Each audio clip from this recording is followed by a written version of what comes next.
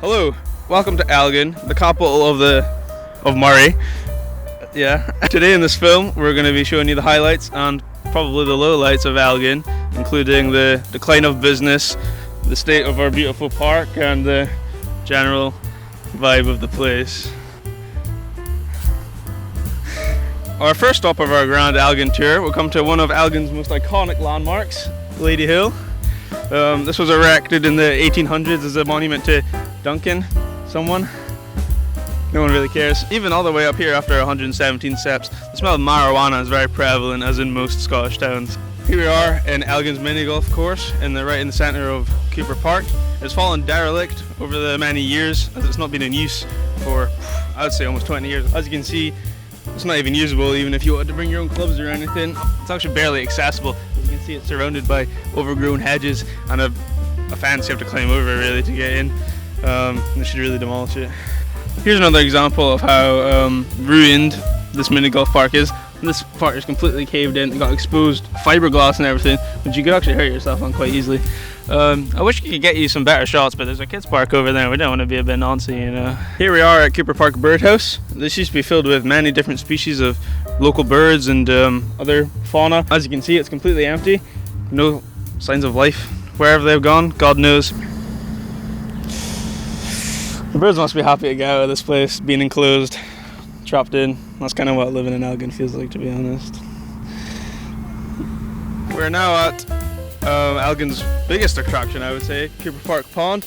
It's fallen to ruins in the recent years. It's now the colour of Pepsi Max, which we coincidentally had for our lunch. At this building here, we used to be able to get a boat hire. You could go around and see all the swans and stuff. All we get now are seagulls and the occasional swan over there. Even like high concentrations of potentially blue-green algae have been observed in this water. It makes you sick swimming in this pond. That just kind of shows how Elgin's kind of dipped, isn't it? We're outside Game, which is a nationwide game retailer. It's very big, but it's unfortunately had to close its Elgin branch because it's no longer profitable to be here. Many humongous brands have also closed their doors in Elgin, such as Thornton's over here, because there simply isn't enough business and enough attractions to make enough money. You can really see the deterioration of business in Elgin. We're now outside Junior's Elgin, which used to be Elgin's only toy shop, but unfortunately has closed down for many years now. And since people can no longer buy toys for the children here, they either have to leave Elgin or buy online, which further reduces business in Elgin, creating more problems and further degrading the high street. But at least we got a cool art mural now. Now that we have shown you what Elgin has to offer, let's turn to the general public and hear what they have to say about the current state of the town.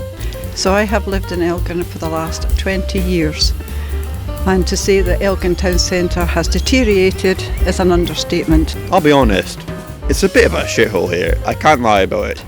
You just have to look round and see just how much money has been spent on things that really aren't applicable to the town centre, like the dandelion. It's horrible, there's nothing here anymore, it used to be fine.